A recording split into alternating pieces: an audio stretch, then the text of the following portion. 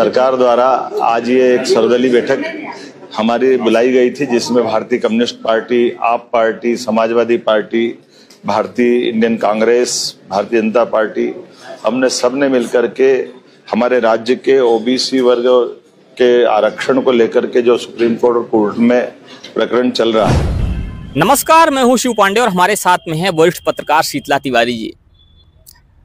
आज हम बात करने वाले हैं इस समय चर्चा में चल रहे ओबीसी आरक्षण के विषय में, जो कि मध्य प्रदेश में काफ़ी ज़्यादा चर्चा में है और जिसकी वजह से काफ़ी ज़्यादा हंगामा भी हो रहा है।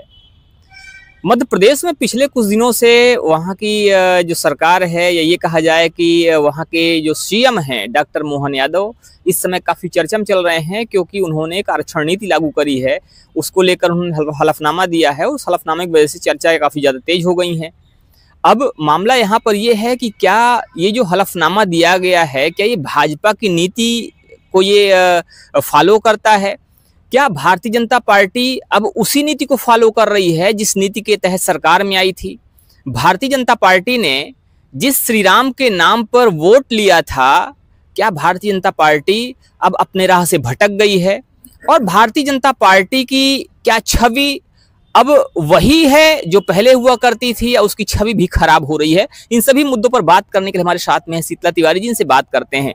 तिवारी जी, इस समय भारतीय जनता पार्टी काफी ज्यादा चर्चा है और भारतीय जनता पार्टी का कोर वोटर जो हुआ करता था, सवर्ण समाज, वो भारतीय जनता पार्टी से काफी ज्यादा नाराज दिख रहा है। क्या कहना है इस पर आपका? क्या मानना है कि क्या भारतीय जनता पार्टी जिस राह पर चल रही थी, अपनी राह को उसने छोड़ दिया है, उस राह से भटक गई है? और आने वाले समय में चर्चाएं बहुत सारी हो रही हैं कि भारतीय जनता पार्टी सत्ता से भी कहीं ना कहीं बाहर हो सकती है और कई पंचवर्षीय तक हो सकता है सत्ता में ना आने पाए। तो ये बहुत सारी चर्चाएं हैं। फिलहाल अभी जो वर्तमान में भारतीय जनता पार्टी की तरफ से हलफनामा दिया गया, इस हलफनामे को लेकर आपका क्या कहना है? देखिए पांडे जी, बहुत अच्छा सवाल आपने जो उठाया है कि अभी मोहन यादव जी जो मुख्यमंत्री उत्तर मध्य प्रदेश हैं, मोहन यादव जी जब मुख्यमंत्री पहले बने थे, तो पहली बात आप जानते हैं कि हालांकि वो मंत्री रह चुके हैं, मध्य प्रदेश से मंत्री थे, लेकिन किसी को यह पता नहीं था कि वह मुख्यमंत्री बन जाएंगे। और अचानक जो है भारतीय जनता पार्टी के जो आला कमान, जिनको आप मान के चलिए अमित शाह, नरेंद्र मोदी, इनके जो है सौजन्य से वह भी बने, राजस्थान के भी नए मुख्यमंत्री बदल गए और छत्तीसगढ़ के भी, यानी ये तीनों मुख्यमंत्री जो है नए बने। अब यादव मुख्यमंत्री बना करके भारतीय जनता पार्टी ने एक नया, एक तरीके से जो है आप समझिए कि उसको जो आदमी कहता है कि एक तोहफा दे दिए, कुल मिलाकर के उसको पुरस्कार दे दिया मध्य प्रदेश को। लेकिन पंडित जी, यह लगा नहीं था कि मोहन यादव जो है इस तरीके का आरक्षण को लेकर के जो है बात करेंगे, क्योंकि इसके पहले जो मुख्यमंत्री थे, आपने देखा था, जो मामा थे वहां के शिवराज सिंह बहुत चहेते मुख्यमंत्री थे और शिवराज सिंह काफी वोटों से 10 लाख के पार, यानी 12-13 लाख वोटों से जीते भी थे। फिर भी उनको मुख्यमंत्री न बनाया जाना काफी उन्हें तकलीफ था। तो कुल मिलाकर के आप यह मान के चले, जब तक शिवराज सिंह चौहान थे तब तक इस तरीके की ऐसा कुछ था नहीं।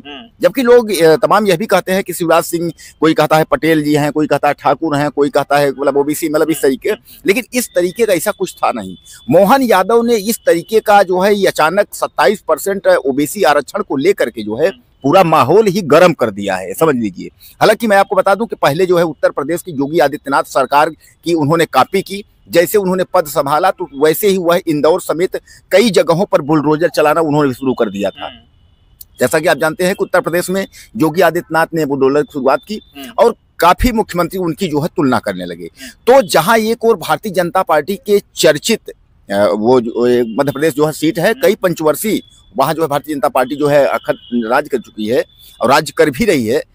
तो लेकिन यह जो है जो ये इस तरीके की अचानक इतना आश्चर्य जो जनता के सामने जो प्रकट कर दिए हैं लोग सब मिल करके, तो पांडे जी कहीं ना कहीं जो है अब भारतीय जनता पार्टी जो है कहीं ना कहीं जो है वह अलगाव में भी दिख रही है, यानी बिखर रही है एक तरीके, मान लीजिए। अच्छा, भारतीय जनता पार्टी पहले लगातार वो आवाज बुलंद कर रही थी, सबका साथ सबका विकास, लेकिन जो भारतीय जनता पार्टी भगवान श्री राम के नाम पर आती है और भगवान श्री राम के खिलाफ ही जो ये एक पेश किया जाता है एफिडेविट, उस एफिडेविट को लेकर आपका क्या कहना है? और उसमें भगवान श्री राम को कहा गया कि भगवान श्री राम ने एक शूद्र का वध किया था, वो SC/ST विरोधी थे, इस तरह की उसमें बातें हैं और जिसकी चर्चाएं भी चल रही इस समय। क्या कहना है इस पर आपका? देखिए पांडे जी, एक चीज मैं आपको बताऊं कि भारतीय जनता पार्टी बीजेपी में ऐसे ऐसे नेता हैं कि कौन कब क्या बयान दे देगा, कौन क्या कह देगा।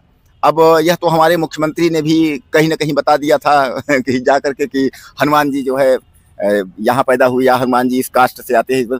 कहने का तात्पर्य ये है कुल मिलाकर के कि बीजेपी जो है ऐसे ऐसे नए नए जो है मुद्दे ला करके और आपके सामने खड़ा कर देगी कि जिसमें आप जो है उलटते पलटते रहिए, और जब तक उसको आप जो है सच्चाई खोज कर ले आएंगे, भगवान ने शूद्र को मारा कि भगवान ने किसको मारा। सबसे बड़ी पांडे जी एक बात है, बड़ी दुर्दशा ये हो गई है कि भगवान के टाइम में उस समय तो कोई जाति वाली जात पात का था ही नहीं। अगर जात की बात होती तो सबरी के पास जाकर क्यों बेर खाते? अगर सबरी के पास जाकर बेर ना खाते। और कहीं भी भगवान श्री राम की जब बात आती है तो रामचंद्र मिलता है, राम मिलता है, लेकिन कहीं पर ठाकुर रामचंद्र नहीं मिलता है, ठाकुर राम सिंह नहीं मिलता है। ये भी एक बड़ी बात है। तो जातिवादी व्यवस्था तो उस समय थी नहीं, आपने बिल्कुल सही कहा। वर्णाश्रम की व्यवस्था थी, वर्ण की व्यवस्था थी। और अगर वर्ण की बात की जाए, अगर भगवान श्री राम किसी जाति के विरोधी होते, किसी वर्ण के विरोधी होते, या किसी अगर बात की जाती है शूद्र विरोधी होने की, तो उन्होंने निषाद राज को भी गले लगाया था, जो कि आज भी अगर देखा जाए तो या तो कहीं पर पिछड़े समाज से हो सकते हैं, कहीं पर ऐसी समाज से हो सकते हैं। भगवान श्री राम ने एक आदिवासी कोलभिल महिला शायद थी सबरी, उन्होंने उसके जूठे बेर खाए जो कि एसटी समुदाय की थी। तो अगर भगवान श्री राम जातिवादी थे, उन्होंने शंबूक को मारा, शंबूक की बात आती है कि उन्होंने शंबूक को मारा था, जो कि एफिडेविट में शायद बताया जा रहा है कि एफिडेविट में उन्होंने शंबूक की बात करी हुई है। तो अगर उन्होंने शंबूक को मारा था और वो जातिवादी थे तो सबरी के जूठे बेर ना खाते। अगर वो जातिवादी थे तो वो निषाद राज को गले ना लगाते। अगर उनके अंदर जातिवाद होता तो जितनी उनकी दया की बातें आती हैं सामने, वो सब बातें शायद ना आती। और सबसे बड़ी बात क्या है कि जो रामचरितमानस, रामायण जो सबसे पुराना ग्रंथ है भगवान राम को लेकर, रामायण में, वाल्मीकि रामायण में कहीं भी शंबूक की चर्चा ही नहीं है। और आज उन्हीं रामायण के आधार पर, उन्हीं कहानियों के आधार पर ये कहा जाता है कि भगवान राम जो थे वो इस तरह से वो जातिवाद करते थे या वो दलित विरोधी थे, और ऐसी बातें, ऐसी अफवाहें फैलाई जा रही हैं। लेकिन सबसे बड़ी आश्चर्य की बात यह है कि भारतीय जनता पार्टी भी उसमें बराबर भूमिका निभा रही है, क्योंकि भारतीय जनता पार्टी ने जो एफिडेविट पेश किया है वो इस समय काफी ज्यादा गहमा गहमी पैदा कर रहा है और सियासत को गर्म कर रहा है। क्या कहेंगे इस पर आप? पंडित जी, इसमें भारतीय जनता पार्टी जो बीजेपी के लोग हैं, तो शायद हो सकता है कि यह मान लीजिए कि इनकी जो मति है वह मारी हुई है एक तरीके से, ऐसे इनका दिमाग या काम नहीं कर रहा है, या इसको ये समझ लिया जाए, या यह लोग जानबूझकर इस तरीके की जो है हरकत कर रहे हैं कि ताकि जो है विपक्ष कुछ इस पर बोले और इस पर जो है गहमी गहमा हो, उसके बाद फिर जो है राम और रावण को लेकर के लड़ाई हो। मतलब इस तरीके तमाम जो है, अब अगर थोड़ा सा अगर आप चलेंगे कि राम भद्राचार्य की अगर हम बात करने को, तमाम जो है पीठाधीश्वर और तुलसी पीठ के हैं, तमाम उनके बारे में आप जानते हैं जिनको कि राम स्वयं उनके पास आते हैं, राम से वो बातें करते हैं और यह भी बताते हैं कि नरेंद्र मोदी हमारे अच्छे मित्र हैं, अच्छे मित्रों में अच्छे मित्र हैं।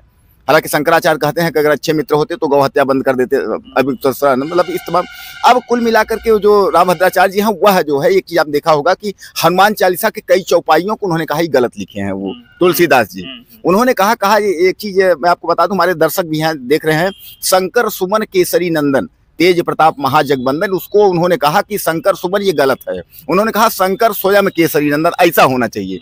तो अब पंडित जी अब क्या माने कि तुलसीदास ज्यादा बुद्धिमान थे या तुलसीदास की लिखी हुई जो है उसको जो है यह स्वयं, तो शंकर सुमन मतलब शंकर जी के पुत्र, वही बात हुई। अब वो कह रहे हैं कि शंकर स्वयं के नहीं कह रहे हैं पुत्र नहीं, वो खुद ही शंकर हैं। खैर तिवारी जी, ये तो बात आप सही कह रहे हैं, बिल्कुल ये बातें सामने आई थी। लेकिन वर्तमान में अगर हम बात करें, जैसे आपने कहा कि राम भद्राचार्य जी कहते हैं कि मोदी जी हमारे परम मित्र हैं। अब यहाँ पर मोदी जी की आपने चूंकि चर्चा कर दिया है, थोड़ा सा एक बात और कर लेते हैं कि अगर राम भद्राचार्य जी कहते हैं कि मोदी जी उनके परम मित्र हैं और मध्य प्रदेश में आरक्षण को बढ़ाया जा रहा है, आरक्षण की जो कैपिंग थी 50% के नीचे होने की, सुप्रीम कोर्ट में भी बात थी पहले, और अगर संविधान की बात किया, संविधान में भी बातें थी, तो अब उस कैपिंग को बढ़ाया जा रहा है।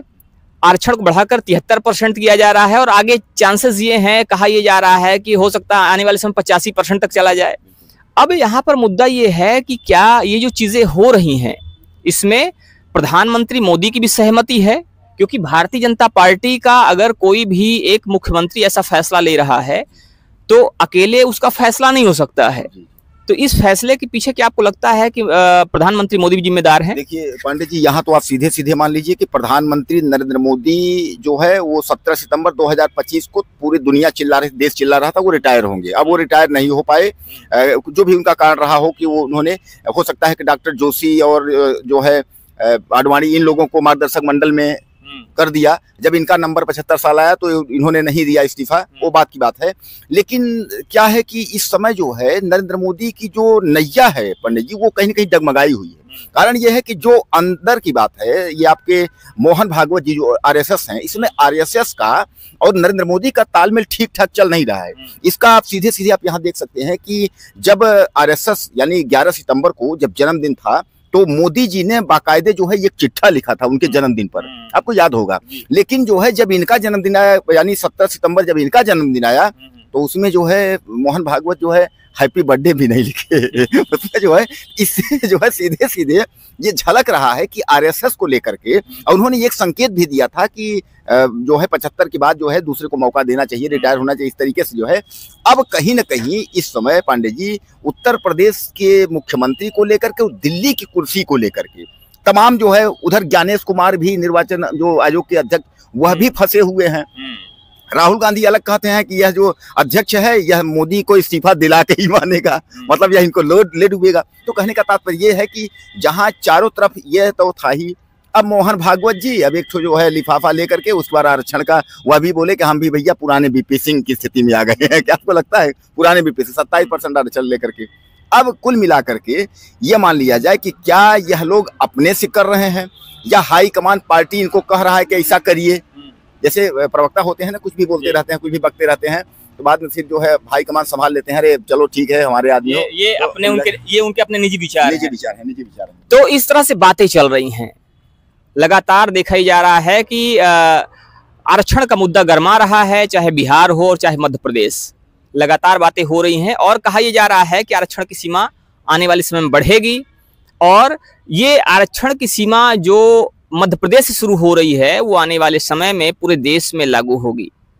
ऐसी लोग चर्चाएं कर रहे हैं, लोग बातें कर रहे हैं, लेकिन फिलहाल देखने वाली बात यह है कि आने वाले समय में क्या होता है। क्या आने वाले समय में आरक्षण की आग पूरे देश को कहीं ना कहीं प्रभावित करेगी या फिर स्थितियां एक बार फिर से सामान्य करने की कोशिश की जाएंगी, डैमेज कंट्रोल किया जाएगा और भारतीय जनता पार्टी जो कहीं ना कहीं इस समय श्रमण समाज का एक नाराजगी सामना कर रही है, वो नाराजगी को ठीक करने के लिए, उनकी नाराजगी को दूर करने के लिए कोई ना कोई नया रास्ता निकाल कर सामने लाएगी। तो इस पर आपका क्या कहना है, आप जरूर बताइएगा। मिलते हैं फिर से, तब तक के लिए जय हिंद।